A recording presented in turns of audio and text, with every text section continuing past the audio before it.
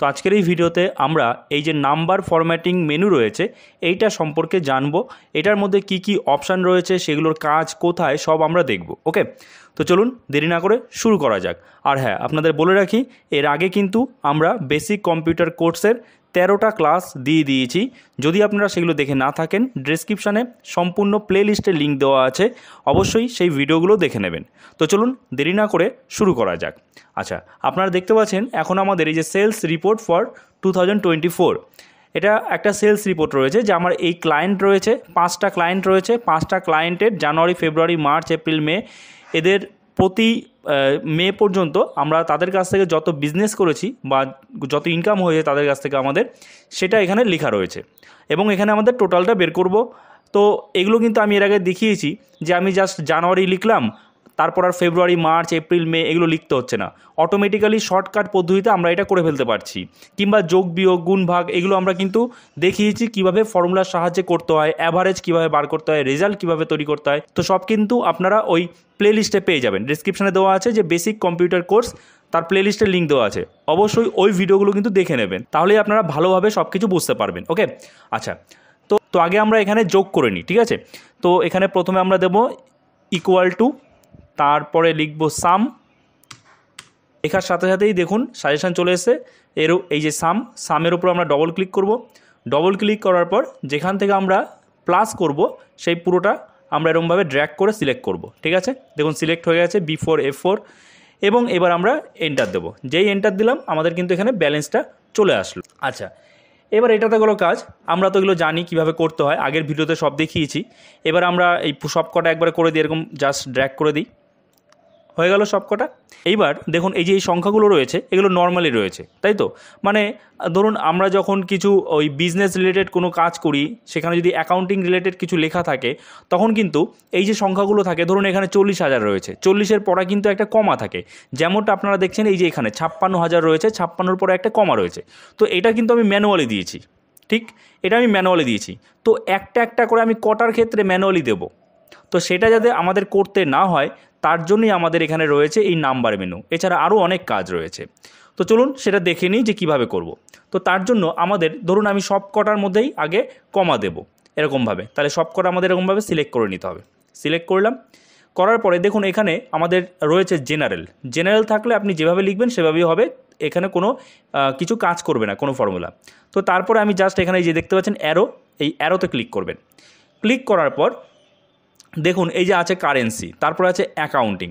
আমি যেই অ্যাকাউন্টিংয়ে ক্লিক করছি দেখুন সব কিন্তু চেঞ্জ হয়ে গেল। দেখুন এই যে প্রত্যেকটার পাশে কিন্তু অটোমেটিক্যালি কমা চলে আসলো, তাই না। এই যে দেখুন 45,000, 26,000 এবং তার পাশে কিন্তু ডলার সাইন চলে আসলো, ঠিক আছে। এটার ক্ষেত্রে কাজ কিন্তু করেনি। কেন করেনি? কারণ একটাই, আমরা প্রথমেই আগে কমা দিয়ে রেখেছিলাম ম্যানুয়ালি, সেই কারণে এটা কিন্তু কাজ করেনি। তো এটা যদি কাজ করাতে হয় আমাদের, তাহলে আবার আমাদের এই কমাটা ম্যানুয়ালি ডিলিট করতে হবে। ডিলিট করার পরে তারপরে আবার এখান থেকে দেখুন অটোমেটিক্যালি এবার চলে আসলো। জাস্ট কমাটা ডিলিট করে দিলাম, অটোমেটিক্যালি দেখুন অন্যগুলোর মতোই চলে আসলো, ঠিক। আর আপনাদের বলে দিই আমাদের কিন্তু আরও দুটো চ্যানেল রয়েছে, একটা কার্টুনের চ্যানেল আর একটা ভ্লগ চ্যানেল। ডেসক্রিপশানে দুটো চ্যানেলের লিঙ্ক দেওয়া আছে, অবশ্যই তো প্লিজ সেই চ্যানেল দুটোও সাবস্ক্রাইব করে নেবেন। আমার মনে হচ্ছে যে আমি এই ডলার সাইনটা দেবো না, তাহলে কি করব, জাস্ট সিলেক্ট করব।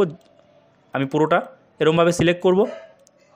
সিলেক্ট করার পরে এই যে ডলার সাইনের এখানে দেখুন অ্যারো আছে, এখানে ক্লিক করব। ক্লিক করার পর দেখুন এখানে রয়েছে ডলার, ইউরো এগুলো সব রয়েছে কিন্তু, ঠিক আছে। আপনার যেটা ইচ্ছা আপনি সেটা দিতে পারেন। কিংবা এখানে মোর অ্যাকাউন্টিং ফরম্যাট আছে, তো এখানেও আপনি ক্লিক করতে পারেন। ক্লিক করলে আপনি এখানে পেয়ে যাবেন মোর অ্যাকাউন্টিং ফরম্যাটে যে কেমন কেমন সিম্বল আপনি চান। এই যে দেখুন সিম্বল রয়েছে এবং তারপরে দেখুন এই যে এখানে রয়েছে তো এখান থেকে আপনি এই অ্যারোতে ক্লিক করবেন। ক্লিক করলেই দেখতে পাবেন অনেক রকমের কিন্তু অপশান রয়েছে। আপনি যদি নান করেন তাহলে কিন্তু এই ডলার সাইনটা থাকবে না। আমি যদি নান করি, যে নান সিলেক্ট করলাম তারপর ওকে করলাম, দেখুন সব ডলার সাইনগুলো উঠে গেল। আবার যদি আপনি আরও কিছু করতে চান, ধরুন আপনি ইন্ডিয়ার যে সাইন, ধরুন মোর অ্যাকাউন্টিং ফরম্যাটে গেলাম, অ্যারোতে ক্লিক করছি, তারপরে দেখুন এখানে আপনারা এই যে ইংলিশ ইন্ডিয়া এটাও আপনি করতে পারেন। যদি আমি এটা করি তাহলে কিন্তু এখানে সব রুপিজের সাইন চলে আসবে। দেখুন আমি এটা সিলেক্ট করলাম, সিলেক্ট করে ওকে করলাম, দেখুন রুপিজের সাইন চলে আসলো। আবার ধরুন আপনি আরও আছে সাইন, আমি আপনাদের দেখাচ্ছি, দেখুন তারপরে এখানে চলে আসলাম। দেখুন আবার যদি আপনি বাংলাদেশ করতে চান, এছাড়া আপনি এখানে বাংলাও পেয়ে যাবেন। এই যে বাংলাদেশের যে টাকার সাইন, এই যে যেই সিলেক্ট করলাম, করার পরে ওকে ক্লিক করলাম, দেখুন বাংলাদেশে যেমন হয় যে টাকার সাইনটা যেমন হয় ঠিক তেমনি কিন্তু চলে আসলো। তো এরপরে আরও দেখুন কি কি রয়েছে, আরও রয়েছে নাম্বার, তারপরে short date, long date, time, percentage, fraction, এগুলো কি দেখুন। যদি আপনি চান যেখানে একটা ডেট দিতে, তাহলে কি করবেন, তাহলে আমি ধরুন একটা ডেট লিখছি, আজকে হচ্ছে 4/3/2024, ঠিক আছে। আমি এই ডেটটা লিখলাম, লেখার পরে এবার দেখুন আমি বাইরে ক্লিক করলাম, ক্লিক করার পর এই যে এই ডেটটা আমি সিলেক্ট করলাম, ঠিক আছে। সিলেক্ট করার পর আমি এখানে অ্যারোতে ক্লিক করছি, অ্যারোতে ক্লিক করার পর দেখুন এখানে দেখুন রয়েছে শর্ট ডেট। তো আমি শর্ট ডেটে যদি ক্লিক করি এবং তারপর এন্টার দিই, দেখুন কোনো রকম চেঞ্জ নেই, তাহলে এটা হচ্ছে শর্ট ডেটের মধ্যে পড়ে। এইবার যদি আমি আবার এটা সিলেক্ট করলাম, সিলেক্ট করার পরে তারপরে দেখুন রয়েছে লং ডেট।